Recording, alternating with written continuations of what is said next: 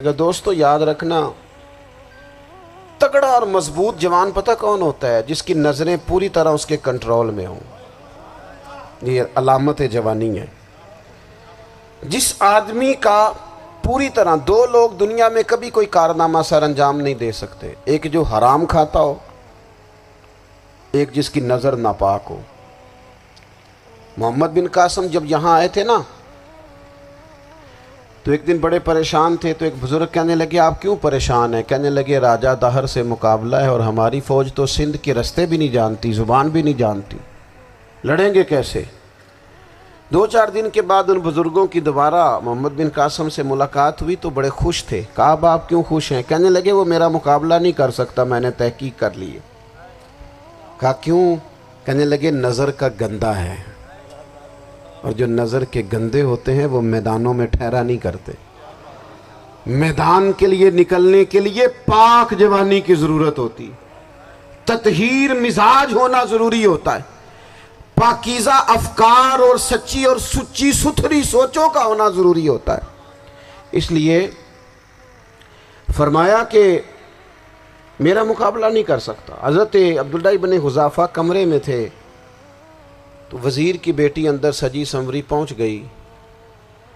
جیسے ہی آپ نے اس کفر کی چال کو دیکھا تو تیمم کر کے نفل شروع کیے۔ وہ ساری رات بیٹھی رہی، رب کا بندہ ساری رات عبادت کرتا رہا۔ عبادت بڑا سہارا ہے، مصلی بڑا سہارا ہے اللہ کے بندوں۔ صبح دروازہ کھولا، وزیر نے اپنی بچی سے پوچھنا چاہتا تھا رزلٹ کیا نکلا، تو وہ کہنے لگی پیچھے ہٹ جا، اب تیرا میرا تعلق کوئی نہیں، میں نے نبی پاک کا کلمہ پڑھ لیا۔ اس نے کہا میں نے بھی زمانہ دیکھا ہے، پر یہ کیا لوگ ہیں، کستوری کے بنے ہوئے، سندل سے دھلے ہوئے، کہ میں ساری رات کمرے میں رہی اور 100 اور 1000 آدمی جس جوان کا مقابلہ نہ کر سکے، اتنا طاقتور جوان کمرے میں رہا اور اس نے نظر اٹھا کے نہ دیکھا۔ او کچا رنگ للاری والا جڑا چڑھدا تے لیندا رہندا ہے، اے عشق تیرے دا رنگ محمد چڑھیا پھر نہیں لیندا۔ میں کہا ایک دفعہ نظر اٹھا کے نہیں دیکھا، کمال ہو گئی۔ اتنے بڑے لوگ، اتنی بڑی سعادت مندی، فیروز بختی، معاملہ فہمی حد ہو گئی۔ اللہ اکبر۔ دوستو بادشاہ جب پوری طرح ہار گیا نا، اس نے کہا مار دو۔ تیل گرم کیا ایک کڑاہی میں، اور جب آپ کو اس میں ڈالنے لگے تو آپ کی آنکھوں میں آنسو آ گئے۔ بادشاہ کا خیال ہوا شاید نرم ہو گئے ہیں، کہنے لگا روئے کیوں؟ فرمانے لگے سوچتا ہوں جان ہی ایک ہے، کتنا مزہ ہے اس کی راہ میں جان دینے کا، کتنی لذت ہے اس کے نام پر مرنے میں، کتنا لطف ہے۔ جے تو چڑھیا اتے دار بھی نہیں، تے جے تو وکیا عشق بازار بھی نہیں، تے ایڈا سستا سودا پیار بھی نہیں، تے ایڈا سستا لبدا یار بھی نہیں۔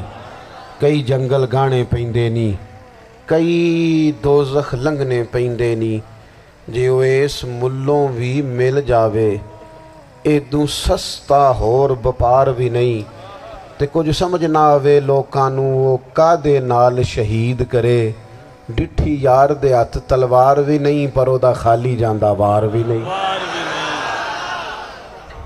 کہنے لگے ایک جان ہے نا، تو دل کرتا ہے ہزاروں ہوتی تو ایک ایک کر کے محبوب کے نام پہ قربان کرتا، جب میرے پاس ہے ہی ایک، کروں کیا؟ حضرت عبداللہ ابن حذافہ رضی اللہ تعالیٰ عنہ جب روئے اور بادشاہ نے یہ بات سنی، تو بادشاہ اٹھ کے کھڑا ہو گیا، سارے وزیروں مشیروں کو کہنے لگا تم نے کہا تھا نا بندہ ضائع کرنے والا نہیں، یہ بھی ضائع کرنے والا نہیں۔ کہنے لگا میرا ماتھا چومو، تم جیسے لوگوں کو قتل نہیں کرنا چاہیے، آزاد کرنا چاہیے۔ عزیز اپنی زندگی سے نا یہ بہت زیادہ ہرس، ہوس، طمع، اور یہ کسی بات کی بھی ہو، ہرس صرف پیسوں کی نہیں ہوتی ہے، شہرت کی بھی ہوتی ہے، یہ بیماری انسان کو اقتدار کی بھی ہوتی ہے، تعریف کی بھی بیماری ہوتی ہے، یہ سارے نقص ہوتے ہیں لوگوں کو، اور معاذ اللہ بعض جبوں کبوں کے اندر بھی ہوتے ہیں، وہاں بھی پنپتے ہیں۔ اپنی زندگی جب تک اس سادگی میں نہیں لاؤ گے جو رسول پاک نے عطا فرمائی ہے، جب لوگ آسانیوں میں پوری طرح الجھ گئے تو پھر وہ دور ہوئے اور کفر چڑھ گیا۔ دوسری بات، اللہ کے محبوب صلی اللہ تعالی علیہ وسلم کی محبت ہم سے تقاضا کرتی ہے کہ ہم اس مشن کے لیے کام کریں جس مشن کے لیے رسول پاک نے کام فرمایا ہے۔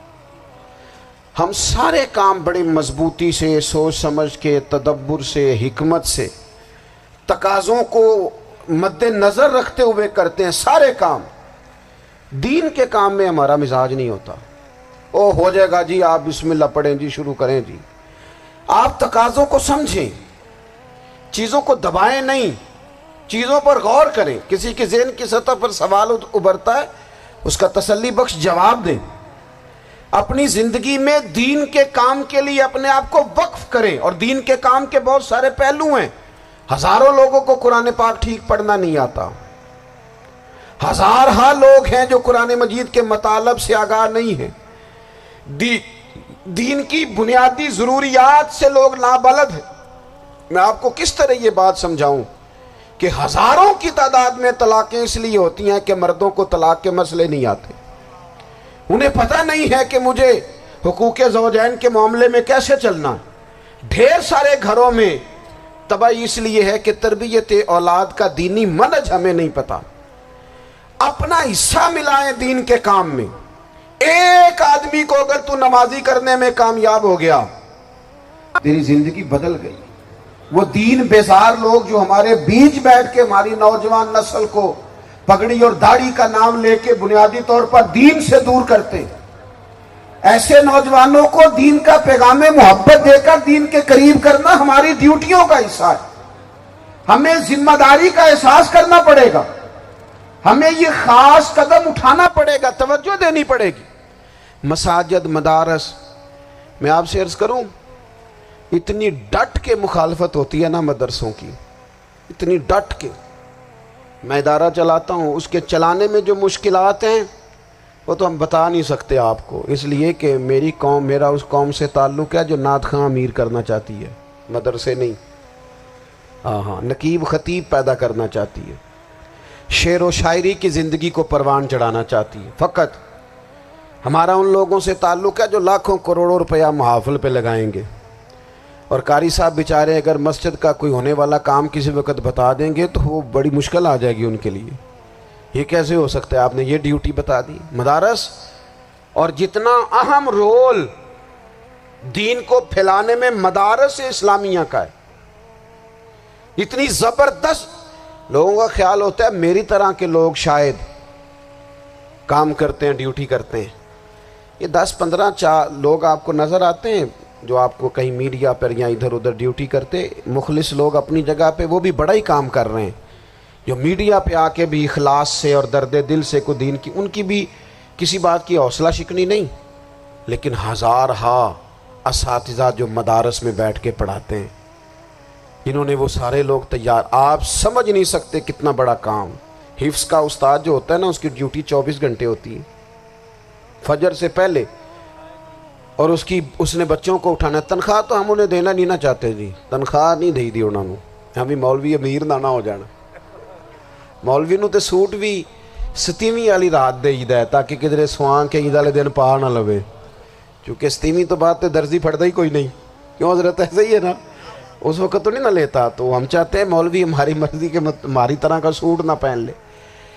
مدارس کی مضبوطی، آپ یہ دیکھ لیں، یہ صلاح الدین ایوبی کا تعلق بھلا کس چیز سے تھا؟